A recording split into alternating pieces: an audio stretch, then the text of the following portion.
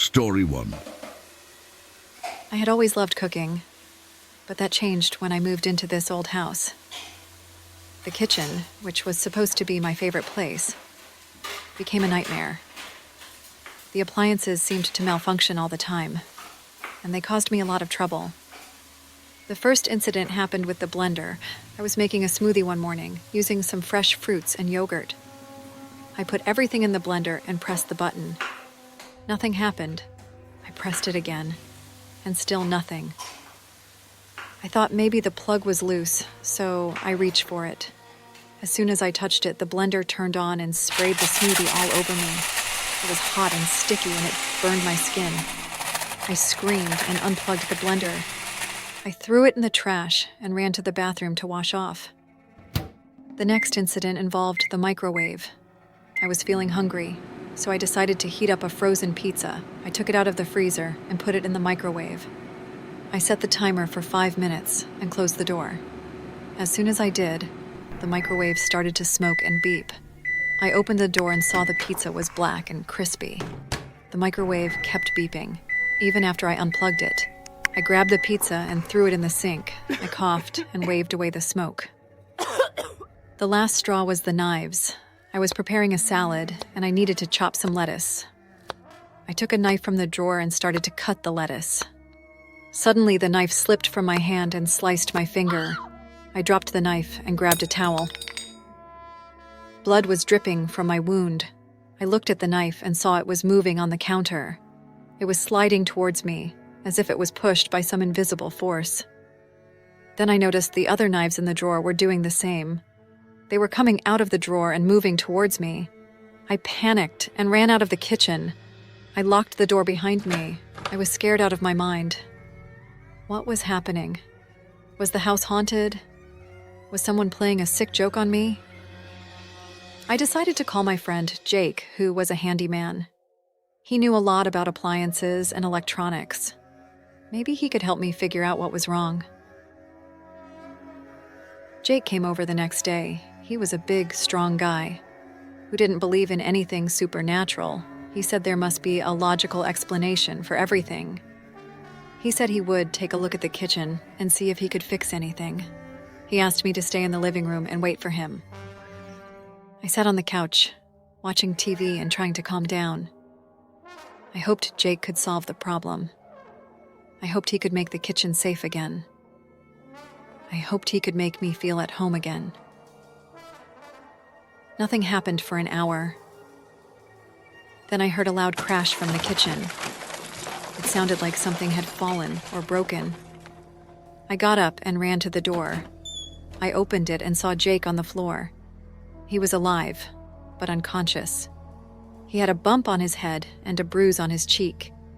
He had fallen to the floor and hit his head on a frying pan. I rushed to him, calling his name and shaking his shoulder. Miraculously, he groggily opened his eyes and managed to sit up. He looked disoriented, but he was okay. Apparently, he was electrocuted. Together, we surveyed the chaos in the kitchen. Jake began examining the appliances, pointing out electrical issues and malfunctions that could explain the strange occurrences. As we cleaned up the mess, we discovered faulty wiring in the kitchen that might have contributed to the bizarre events. Jake assured me that with some repairs and upgrades, the kitchen would be safe and functional again. The paranormal aura that had gripped the house seemed to dissipate as we tackled the logical explanations behind each incident. Relieved that there was no supernatural force at play, we fixed the electrical issues, replaced damaged appliances, and upgraded the kitchen's safety features. However, there is one more question that still worries me. What made the knives move on their own? Or maybe I imagined it.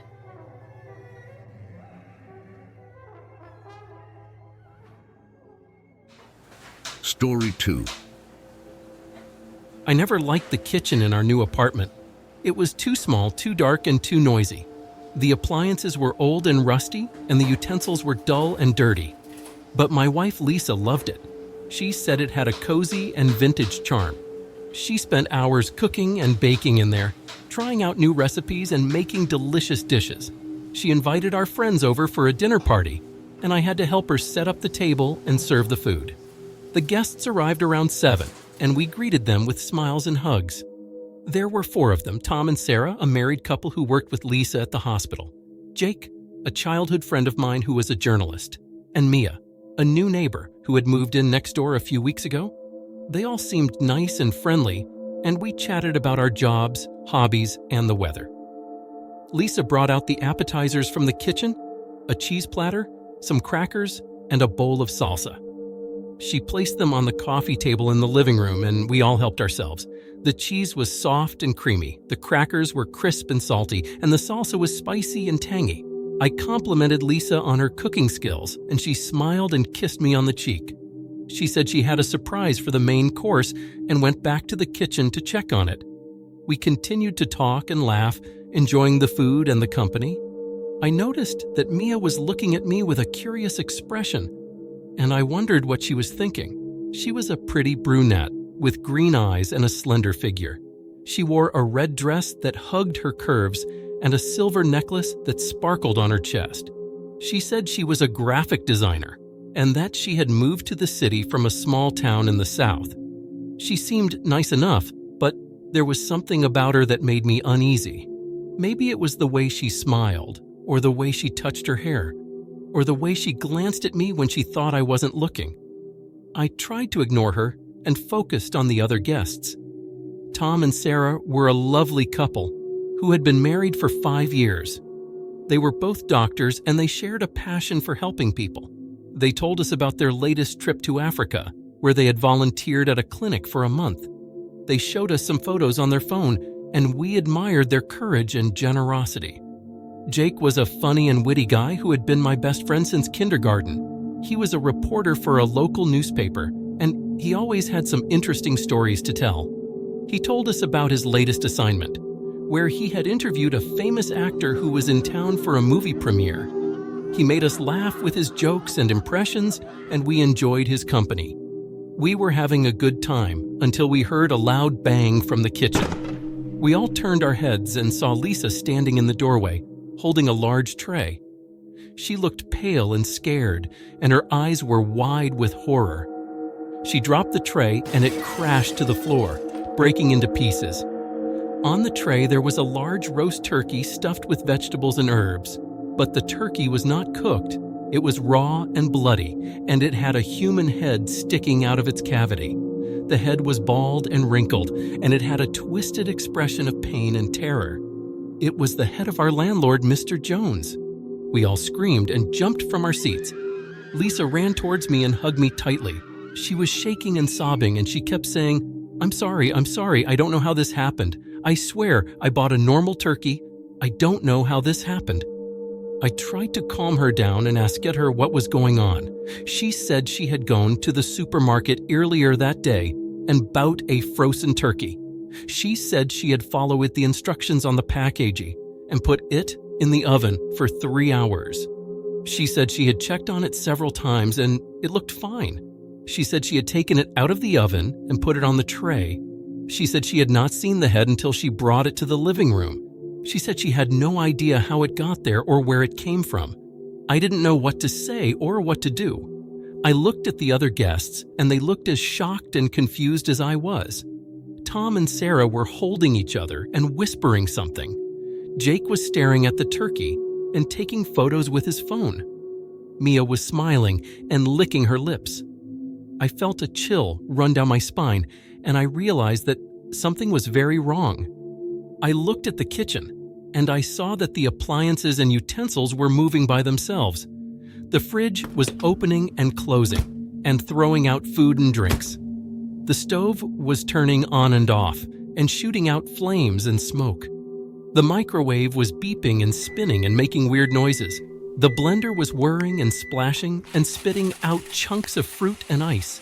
The toaster was popping and sparking and burning slices of bread. The knives were flying and stabbing and cutting through the air. The forks and spoons were clanging and clattering and hitting the walls and the ceiling. The plates and cups were cracking and shattering and falling to the ground. The kitchen was a mess, and it was a nightmare. I grabbed Lisa and pulled her away from the kitchen. I told the others to follow me, and we ran to the bedroom. I slammed the door behind us and locked it. I hoped that it would hold and that we would be safe. I looked for a phone, but they were all dead. I looked for a window, but they were all barred. I looked for a way out, but there was none. We were trapped, and we were doomed. The kitchen was alive, and it was angry. It wanted to kill us, and it had a plan. It had lured us with a dinner party, and it had prepared a feast. It had cooked a turkey, and it had stuffed it with a head. It had served it to us, and it had scared us to death. It had locked us in, and it had set us up. It had turned on the appliances, and it had armed the utensils. It had started a war, and it had made us the targets. We were the main course, and we were the dessert. We were the food, and we were the victims. We were the guests, and we were the horror.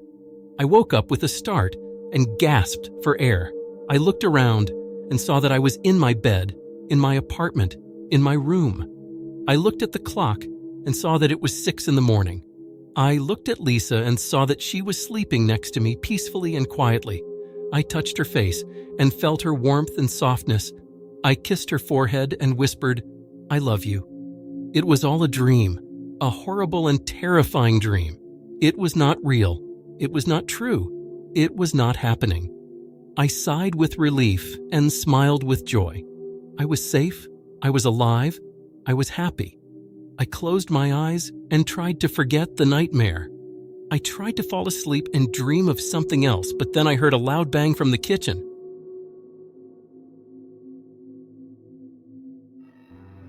Story 3. I never believed in ghosts or supernatural occurrences, but my perspective changed completely after what happened in my home kitchen. It was a typical evening in my small house, nestled in a quiet neighborhood. I decided to make myself a cup of tea before settling down for the night. As I opened the kitchen cabinets, I felt a sudden chill run down my spine. I dismissed it as a trick of my imagination, assuming that my tiredness was playing tricks on me. But as I turned on the kettle, a flickering light above the stove caught my attention. I squinted at it, trying to decipher the cause, when it abruptly went out, leaving me in complete darkness. Confused, I grabbed my phone and turned on its flashlight. The eerie silence that enveloped the kitchen made my heart race. It was then that I noticed the familiar sound of footsteps on the linoleum floors, growing louder and closer. I froze, my eyes darting around the empty room. The footsteps ceased abruptly and a feeling of unease settled over me. With my heart pounding, I made my way towards the kitchen door. As I reached for the doorknob, it turned effortlessly, swinging open by itself. There was no one at the door. My heart stopped for a moment before my survival instincts kicked in, urging me to run. I sprinted out of the kitchen and dialed 911, frantically explaining what I had just experienced. The operator assured me that help was on its way, but I couldn't shake the feeling that something was watching me. As I waited for the police to arrive, I pondered over the strange occurrences. Could it be a prank? Or was it something far more sinister? The police arrived shortly after, conducting a thorough search of my house. But to their surprise, there was no sign of any intruder or explanation for the strange events. As they left, I couldn't help but feel a sense of dread settling over me. The next day, I decided to visit my neighbor, Mrs. Jones, who had lived in the area for decades. I hoped that she might have some insight into the history of my house, or at least some comforting words. I knocked on her door, and she greeted me with a warm smile. "Hello, dear. What brings you here?" she asked, inviting me in. "Hi, Mrs. Jones. I'm sorry to bother you, but I wanted to ask you something. Do you know anything about my house? Has anything strange ever happened there?" I said, trying to sound casual. Mrs. Jones frowned, and her smile faded. She looked at me with a serious expression and motioned me to sit down. "Dear, I'm afraid you're not going to like what I have to tell you, but I think you deserve to know the truth. Your house, it's haunted." I felt a chill run down my spine as I stared at her in disbelief. "Haunted? What do you mean, haunted?" I asked, hoping that she was joking. Mrs. Jones sighed and took a sip of her tea. "Your house used to belong to a young couple, John and Mary. They were very happy and had a beautiful baby girl. But one night, something terrible happened. John came home from work and found Mary dead in the kitchen. She had been stabbed multiple times, and there was blood everywhere. The baby was nowhere to be found. John was devastated and called the police, but they couldn't find any evidence of a break-in or a motive for the murder. They suspected that John had killed his wife and daughter and staged the scene to look like a robbery. John denied everything and claimed that he was innocent. He said that he had seen a shadowy figure in the kitchen and that it had attacked Mary and taken the baby. But no one believed him. He was arrested and sent to prison. He died there a few years later, still proclaiming his innocence. I felt a surge of horror as I listened to her story. I couldn't believe that such a tragedy had occurred in my house. But what about the baby? What happened to her? I asked, hoping for some closure. Mrs. Jones shook her head and looked at me with pity. No one knows, dear. No one ever found her. Some say that she was killed and buried somewhere. Others say that she was taken by the same entity that killed her mother. And some say that she is still alive somewhere, waiting for her father to come and rescue her. I felt a lump in my throat as I tried to process what she had told me. I felt a sudden urge to leave and get away from this nightmare. Mrs. Jones, I have to go. Thank you for telling me this, but I can't stay here any longer. I have to move out. I can't live in that house anymore, I said, getting up. Mrs. Jones nodded and gave me a hug. I understand, dear. I'm sorry that you had to go through this, but you're not alone. There are others who have experienced the same thing. You see, every few years someone moves into that house and they start to hear and see things. Things that they can't explain, things that terrify them, and then they either leave or they disappear. No one knows why. Some say that it's the ghost of Mary, seeking revenge. Others say that it's the ghost of John, looking for his daughter. And some say that it's the baby crying for her parents, but no one knows for sure. All I know is that that house is cursed, and you're lucky to have escaped it. I thanked her again and ran out of her house. I packed my bags and left that night. I never looked back. My perspective changed completely after what happened in my home kitchen, and I never want to experience anything like that again.